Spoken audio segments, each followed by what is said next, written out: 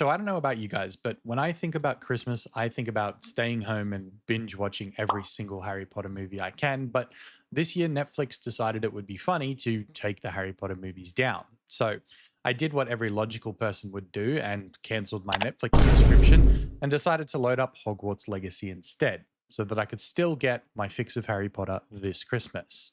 Now, the platinum for this game has 46 trophies, made up of story progression, collectibles, and a bunch of miscellaneous trophies too, with an estimated completion time of about 50 hours. So today we have some work to do. Phase 1 is pretty simple: finish the story. The game begins with our character, who was a little bit of a latecomer to the magical world, starting at Hogwarts School of Witchcraft and Wizardry as a 5th year student. Now, we're first introduced to Professor Fig, who acts as our main mentor for the game, and we quickly discover that our main character has some sort of tie with this ancient form of magic. Although, just before we find this out, the game decides the guy that is escorting us to Hogwarts is going to end up getting eaten before we are whisked away by a portkey with Professor Fig to a secret island location.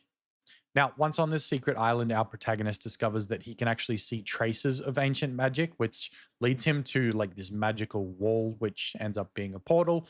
And once in contact with the wall, we are taken to an iconic Harry Potter scene, which is Gringotts Bank, where we get the first introduction of our main villain, Jason Kidd.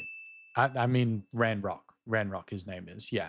Anyways, as you can tell, Ranrock is a goblin with a bit of an attitude problem who has also discovered this ancient form of magic and is wanting to use it for his own benefit to become all powerful. But at this point, we're too underpowered to actually take him on, so the game bails us out and we escape just in the nick of time. Now, after escaping Gringotts, we make it to Hogwarts, a little bit late, but just in time for the sorting ceremony. And me, as the basic Harry Potter nerd that I am, of course I'm going to choose Gryffindor for my house, popping our first trophy.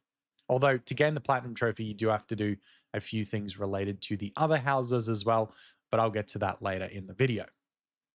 Now, the next morning we wake up and we make a few friends in the Gryffindor common room, which will tie into side quests later on.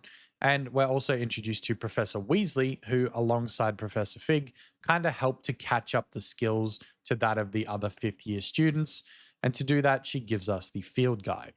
Now, the field guide basically tells you everything there is to find in the game, like collectibles, skills, enemy types, and a bunch more stuff. So we have a lot of work to do before this thing is complete. And yes, there's a trophy tied to that as well. Now, the first day at Hogwarts is kind of as expected, right? You attend your first class, you learn a couple of spells, and you absolutely whoop the socks off Sebastian Sallow in a duel during Defense Against the Dark Arts. This teaches you pretty much the basic combat of the game and what it has to offer. Now, this is where the fun begins. We get to explore Hogsmeade and design our wand, pick up some supplies for our classes, and just as we're ready to leave, the town is attacked by 2 giant trolls, and of course it's up to the main character to stop them. Now, after weakening the troll, we get our first glimpse of what this ancient magic can do, and let me tell you, it's going to make things interesting. Oh, and this also pops another trophy for us. Now, after that, we return back to Hogwarts and we find ourselves following more traces of ancient magic to the antechamber, which, even though we technically haven't used ancient magic on the troll a few minutes ago, here we get the trophy for actually using ancient magic for the first time. Oh, and just a pro tip for later on, use the ancient magic every chance you get, because there is a trophy tied to using it on every enemy type in the game. So just to make it a little bit easier for you, start doing this from the beginning. Now, after reaching the antechamber, we discover a pensieve and we view a memory of 4 of the previous Hogwarts professors from many years ago who discovered the ancient magic previously and they attempt to deal with it. But of course, before we find out too much, the cutscene actually ends and we've got to find different memories to complete the story.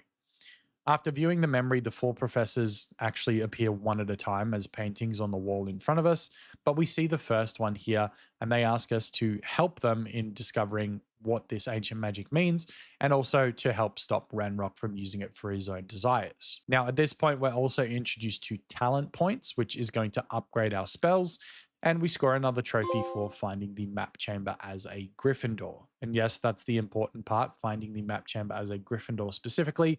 We do have to do this 3 more times, but I'll do that at the end so we can actually just get into the game. Now, after a short time back at Hogwarts and being introduced to the Room of Requirement, I was able to grab a trophy for completing a 100 move combo without being disrupted. And on my way back to the map chamber for the second time, it allowed me to get another trophy for meeting our second ancient professor, Professor Rookwood. Now, I'm not going to dive into the story too much because I went in without knowing what happens. And honestly, I'm glad I did. The story in this game definitely has its twists and turns. And for the most part, I'm going to let you guys enjoy that for yourselves. But our next trophy was extremely easy. I just followed some butterflies to a treasure chest. I know that seems super simple, and it kind of is, but it just shows the care the developers took with this. And the fact that they are just big Harry Potter nerds like we are, I think is really cool for the people making this game. Now, back in the room of requirement, we get another trophy after being introduced to upgrading our gear. Now, there is a ton of gear in Hogwarts Legacy, and there's a lot of customization options too, which is really, really fun. So, being able to actually upgrade this gear to have it look and perform the way that you want it to is just another level of depth of this game that I really enjoyed. Now, after upgrading the gear, I jumped back into battle, stunned 10 enemies with a mandrake, and popped another trophy. So we're starting to make some good progress now, and one of the benefits of Hogwarts Legacy is the fact that it is open world. You can go exploring and find side quests or explore other areas instead of just sticking to the main storyline. So that's kind of what I did for a little bit here. Insert Poppy Sweeting. Now, Poppy introduces us to the care of magical beasts and helps us with this very same skill. In return, we go on a mission to help her save a dragon from a bunch of poachers. And lucky for me, this side quest does give us another trophy. So although I'm getting distracted from the main storyline, we're still progressing on our mission of completing this game 100%. Now, a lot of this mission took some stealth components, and more specifically the Petrificus Totalis spell, which essentially is just a stealth takedown in this game. And I was able to perform my 50th version of this, which gives us another trophy.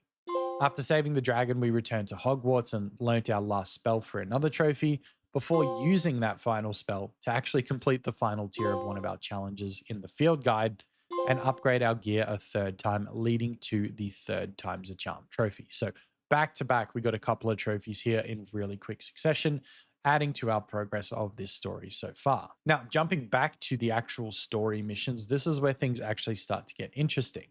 Our next mission for the Ancient Professor takes us to like this alternate dimension and introduces us to the Deathly Hallows. And if you look at this mission and this level, you'll kind of recognize it because when the Deathly Hallows are explained in the movies, this is kind of the art style that they had to tell the story of the three brothers. And yes, my inner Harry Potter nerd was just screaming at this point. And it also leads to our next trophy. So it's kind of a win-win. I love this section of the game. I think it was really cool. And again, the Deathly Hallows being a part of the game is just showing that level of care that they took when making it. Next up, we venture to a new area of the map called the Poidsir Coast before tackling our final flying challenge needed for the Flight the Good Flight trophy.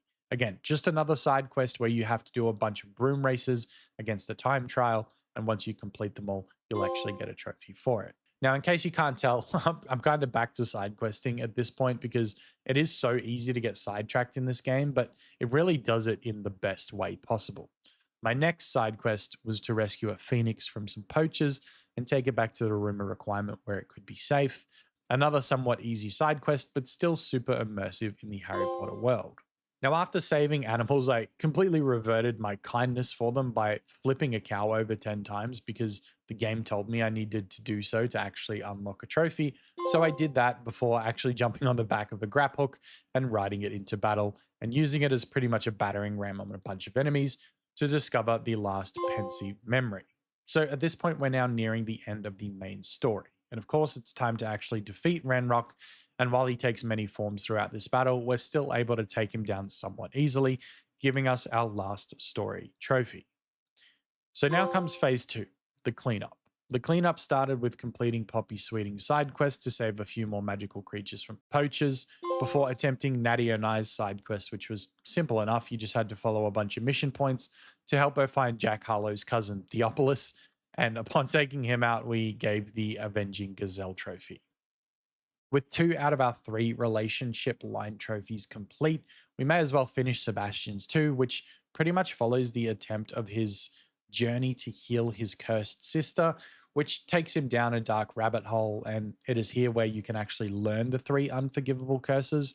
And trust me when I say, when you have the option to say yes or no to learning the unforgivable curses, do yourself a favor and actually learn them, because it makes taking out bigger enemies a whole lot quicker. You can pretty much one shot a troll or any other enemy type that you need to by using Avada Kedavra. So it's definitely helpful if you unlock these when you go down the storyline. Now, my next trophy came from brewing every type of potion in the Room of Requirement before heading in to complete the battle arenas on the map, giving us another trophy. Now, these battle arenas, they're actually pretty easy. You just have to beat a few waves of enemies to complete them, and that's going to pop the trophy for you. After this, I was going to be fast traveling around the map a lot, so I discovered the final of the Flue Flame past travel points for that trophy before growing every type of plant. So we're kind of tackling things really, really quickly here.